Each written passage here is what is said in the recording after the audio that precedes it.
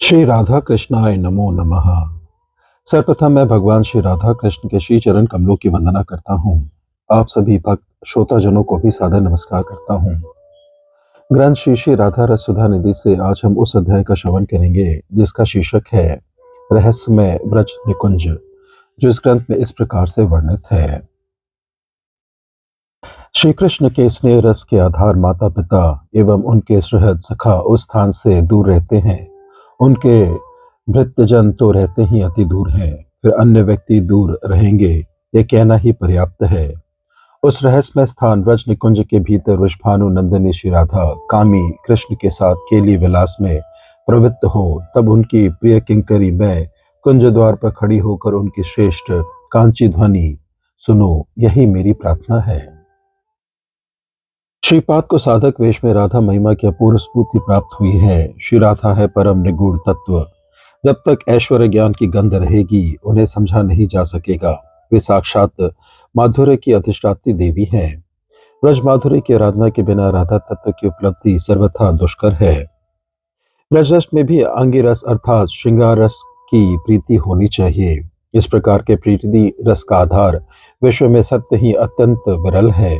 श्रीमन महाप्रभु ने श्री रूप शिक्षा के प्रसंग में कहा है, एत ब्रह्मांड भरी अनंत जीवगण 84 लक्ष योनिते करे भ्रमण। तार मध्य स्थावर जंगम दोई भेद, जंगमे तिर्यक जल स्थर चल विभेद। तार मध्य मनुष्य जाति अति अल्पतर, तार मध्य मलेक्ष पुलिंद बौद्ध स्वर। वेद निष्ठ मध्य अर्थेक वेद मुखे माने, वेद निषिद्ध पाप करे धर्म नहीं ज्ञाने। धर्माचारी गणे मध्य बहुत कर्म नष्ट, कोटि कर्म नष्ट मध्य एक ज्ञानी श्रेष्ठ। कोटि ज्ञानी मध्य एक जन मुक्त, कोटि मुक्त मध्य दुर्लभ एक कृष्ण भक्त। श्री कृष्ण भक्तों में भी ब्रज के मधुर रस के भक्त अति विरल हैं। श्री राधा के सखी भाव पात्र भक्त अति विरल है। फिर राधा स्नेहाधिका भावोल्लसा रति युक्त मंजरी भाव वाले भक्त तो अति विरलतम है। पिछले श्लोक में श्रीपाद ने इस बात का प्रतिपादन किया था कि श्री राधा तत्व ब्रह्मा महादेव सनकादिक के लिए भी परम दुर्ज्ञेय है। अब इस श्लोक में वे इस बात का प्रतिपादन कर रहे हैं कि व्रज के दास सख्य और वात्सल्य रस के आधार व्रज प्रेमियों को भी श्री राधा माधव की परम रहस्यमय निकुंज लीला में अधिकार नहीं है। पहले कहते हैं, दूरे स्निग्ध परंपरा विजयता, अर्थात जो श्री कृष्ण के प्रति स्नेह रस से पूर्ण है, वे माता पिता तथा वात्सल्य रस के आधार गोप गोपिया रहस्यमय निकुंज लीला से दूर रहते हैं। उन लोगों के लिए श्री कृष्ण चिर शिशु हैं। वात्सल्य रस और मधुर रस परस्पर विरोधी है। माँ यशोदा के लिए श्री कृष्ण स्तनपाई बालक मात्र है। श्री राधा माधव के पूर्व राग की अवस्था में एक बार उत्तर गोष्ठ काल में श्री श्याम सुंदर श्री राधा की वदन माधुरी दर्शन कर अत्यंत मिलन उत्कंठा से अधीर हो गए। रात भर नेत्रों में निद्रा नहीं, प्रेम में आंसुओं से भीगते भीगते रात भर उसी रूप का ध्यान करते रहे हैं। सुबह माँ यशोदा अपने गोपाल को बड़े लाड़ प्यार से जगा रही है। उठ रे लाडले नीलमणि, खारे नवनी गगन उगा है भानु। ओ माँ, ये क्या? गोपाल, तेरी आंखें इतनी लाल क्यों हैं? पानी निकल रहा है। तू क्या कल गोपाल बालकों के साथ यमुना जल में खूब तैरा है? तेरी तो आंखें आ गई है। माँ यशोदा ये सब कह रही है राधा विरही माधव से। रात भर राधा के लिए रोते रहे। रोने से लाल हुई आंखों को देखकर वे जल्दी से कमरे के भीतर जाती हैं। हल्दिया रंग के कपड़े का एक अंश लेकर कृष्ण को देते हुए कहती है, इससे आंखें पोंछ, आराम मिलेगा।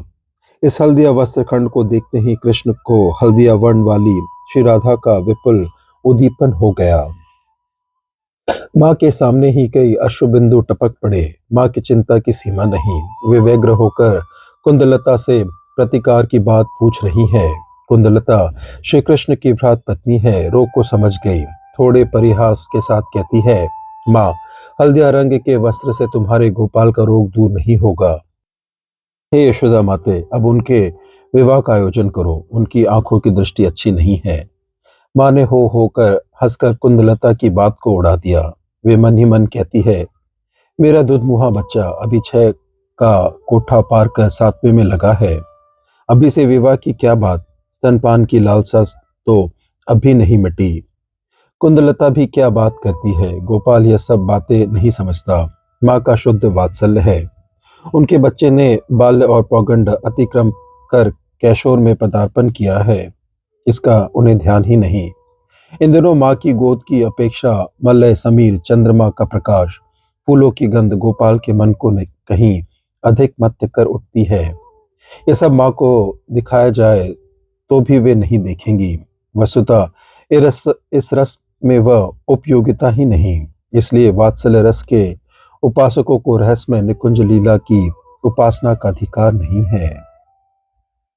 अपने भावों के विरोध के कारण पौरुष विकारग्रस्त इंद्रियों वाले व्यक्ति तथा प्रेत पुत्र एवं दास भाव युक्त भक्तजन रहस्यमय निकुंज लीला की उपासना के अनाधिकारी हैं।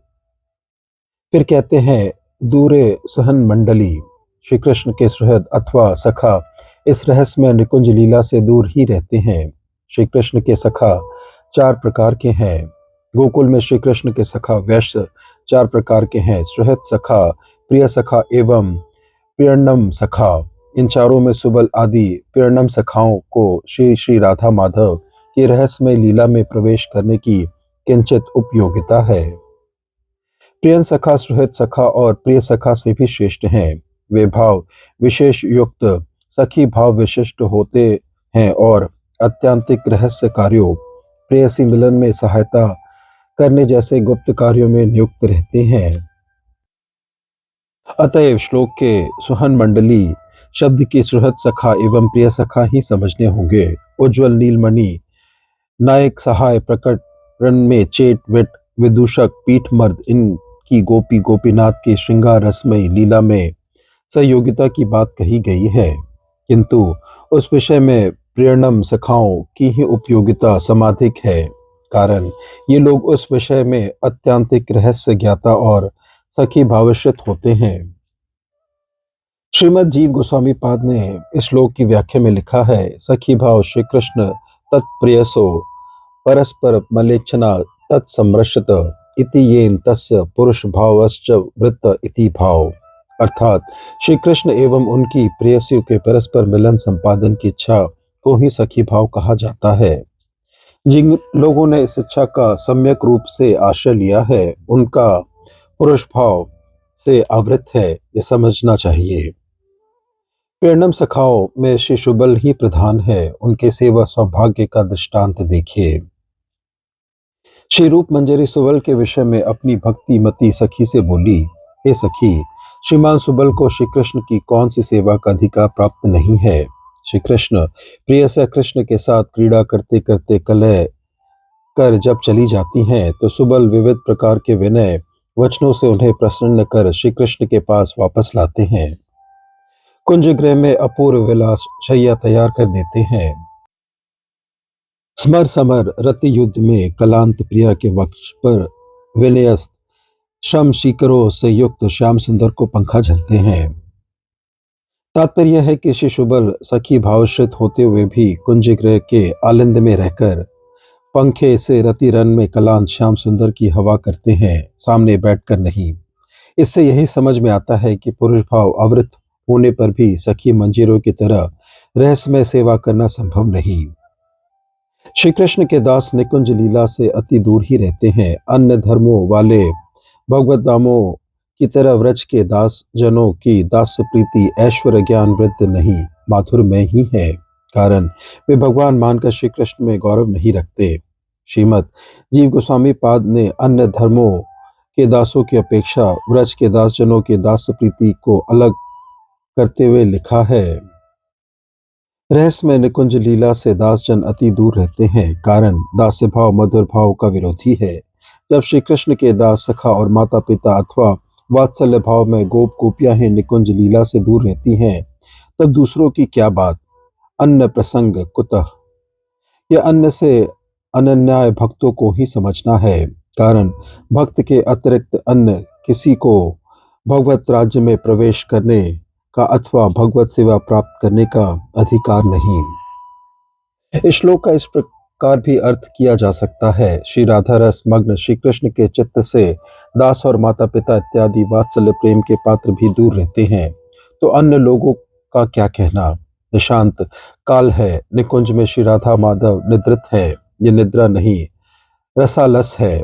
पूर्व में धीरे धीरे अरुण आलोक फूट रहा है। माँ यशोदा अपने गोपाल को जगाने के लिए उनके शयन कक्ष में बस जाने को ही है। राधा रस मग्न श्याम सुंदर माँ की बात भी भूल गए हैं। शुक शारिका उन्हें बार बार माँ की बात याद दिला रहे हैं। अंत में अति कष्ट के साथ धीरे धीरे शैया त्याग कर आंसुओं से भीगते हुए प्रिया जी से विदा लेकर वे घर की ओर चल पड़ते हैं। ब्रज प्रेम के उत्कर्ष की दृष्टि से दास और सख्य रस की अपेक्षा वात्सल्य रस को ही श्रेष्ठ आसन दिया गया है। वात्सल्य प्रेमिकों में भी माता यशोदा सर्वश्रेष्ठ है। इसलिए राधा रस मग्न श्याम सुंदर जब माँ को ही भूल जाते हैं, तब सख्य और दास्य रस के प्रेमिकों की बात तो भूलेंगे ही।